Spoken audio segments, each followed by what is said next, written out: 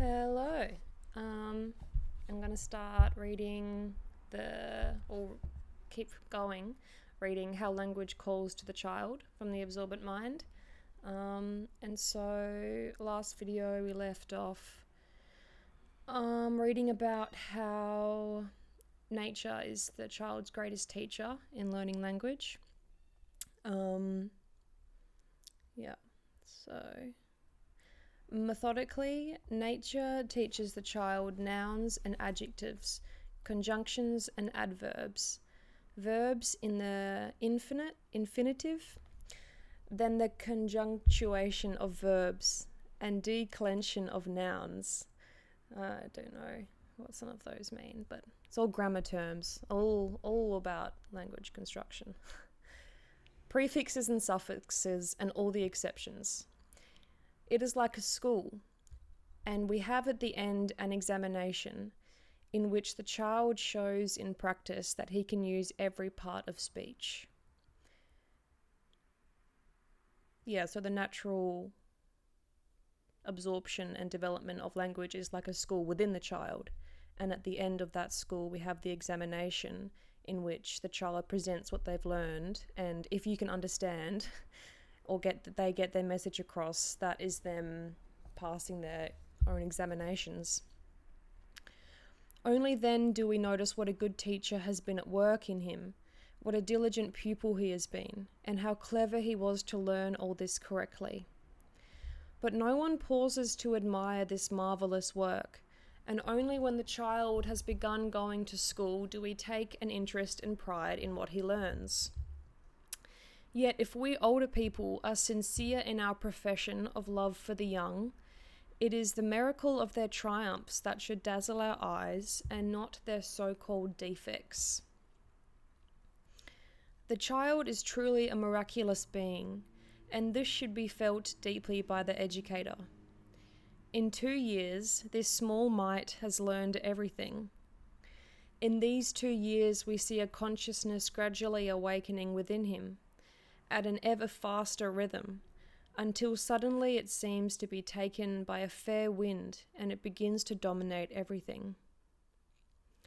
At 4 months old, and some put it earlier, and I am inclined to agree, the baby becomes aware that this mysterious music which surrounds him and touches his soul so deeply comes from the human mouth. The mouth and its lips produce it by their movement. Seldom does anyone notice how closely the baby watches the lips of a person speaking. He looks at them most intently and tries to imitate the movements. Then his consciousness intervenes to play an active part in the work. The movements, of course, have been unconsciously prepared. Not all the exact coordination of the very minute muscular fibers needed for the production of speech are yet complete, but conscious interest has now been awakened, and this reinforces his attention, leading to a series of lively and intelligent trials. After watching the speaker's mouth for 2 months, when the child is 2 months old, the child produces syllabic sounds, and then by then being 6 months old. So it watches for 2 months and then it starts to produce syllabic sounds at 6 months old. Unable before this to make a single sound of speech, he wakes up one morning before you do, and then you hear him saying pa, pa, ma, ma. He has produced the words papa and mama. For some time he will go on pronouncing only these 2 syllables, and that is when we say, that's all a baby can do. But we must bear in mind that he has reached this point only after very great efforts. It is the end proposed by his ego, which has made a discovery and is now aware of its power. So it is the end. We have a little man, no longer a machine, a person who can use the machinery at his disposal. So in the end, it is the end proposed by his ego. So the goal of saying papa or mama. That was the end goal proposed by his awakening ego, which is awakening with language, and now is aware of his power. And then it doesn't do anything for a while. Like they said, they go on just producing these syllables or one or two words, and that's when we believe that that's all babies can do. But that's the ego and the personhood just developing in those jumps. This brings us to the end of the first year of life. But earlier, at 10 months old, the child has made another discovery. This is that the music coming from a person's mouth has a purpose. It is not merely music. When we talk to him fondly, the baby realizes that these words are meant for him, and he begins to grasp that we are saying them intentionally. So 2 things have happened by the end of the first year of life. In the depths of his unconscious, he has understood, and at the level he has reached of consciousness, he has created speech. Even though, for the moment, this is nothing but babbling, a simple repeating and combining of sounds. At 1 year of age, the child says his first intentional word. He babbles as before, but his babbling has a purpose, and this intention is proof of a conscious intelligence. So they only say the first intentional word after they have become aware that words have purpose, obviously, because then it's an intentional sound. What has happened within him? Close study convinces us that in his innermost being there is much more than is shown by these modest expressions of his ability. He becomes ever more aware that language refers to his surroundings, and his wish to master it consciously becomes also greater. And just here, a great war is springing up within him. It is the struggle of consciousness against the machine. This is the first conflict in man, the first warfare between his parts. Let me use my own experiences to illustrate what happens. I, Maria Montessori, from her perspective, I am a person with many ideas to express, and I want, as often happens in a foreign land, to convey them in a language that is not my own, so as to reach the heart of my audience.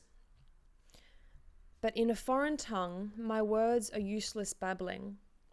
I know my audience to be intelligent, and my wish is to exchange views with them, but this privilege is denied me because I lack the means of expression. So she's probably referring to her long stay in India during the Second World War. She traveled over there with her son, and then the World War broke out, and they were basically prisoners there in India. They had to stay there.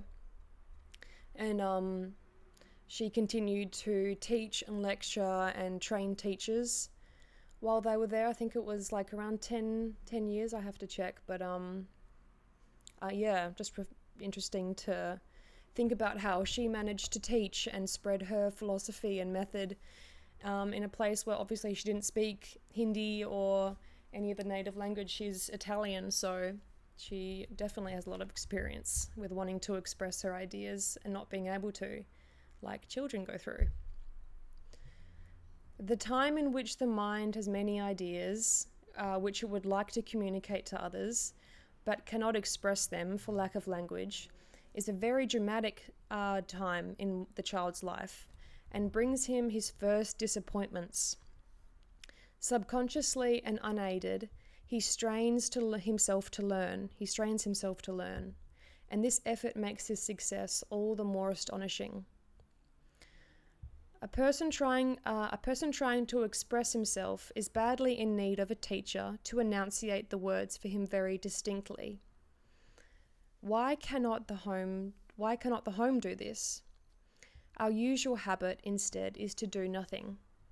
We just imitate the child's babbling ourselves, and were it not that he has an inner teacher of his own, he would be unable to learn. It is this teacher who makes him listen to grown-ups talking to one another, even when they are not talking about him. It urges him to master his language with that exactness which we make no effort to give him. So even when you see people just using baby talk and babbling back to children, that doesn't matter. They still absorb all of the conversation around them that adults use with each other to fill in the gaps of obviously what the adult isn't showing him with their language to them. Yet one might arrange, as we do in many of our schools, for children of a year old to find intelligent people who would talk to them intelligently. So she's saying, as we do in our schools, in the Montessori schools. The difficulties the child meets between 1 and 2 are not sufficiently realised, nor do we see how important it is to give him the chance of learning perfectly. We must come to understand that the child reaches his knowledge of grammar by himself, but this is no reason for our not speaking to him grammatically, or for not helping him to construct his sentences. Just see how long I've been going. The new helpers in the home for children from birth to 2 years of age must have a scientific knowledge of the development of language. So that is, helpers of the home was in the early 1900s, the Montessori Society in Rome conducted special training courses for these helpers or teachers who would specialise in the care of young children, basically just in more detailed training, the helpers in the home. By helping the child, we become servers and collaborators with that nature which is creating him, and we find that his whole program of studies has already been laid down. All right, I think I might end it there because we got not much space on the computer. All right, thank you so much for listening again. See you next time.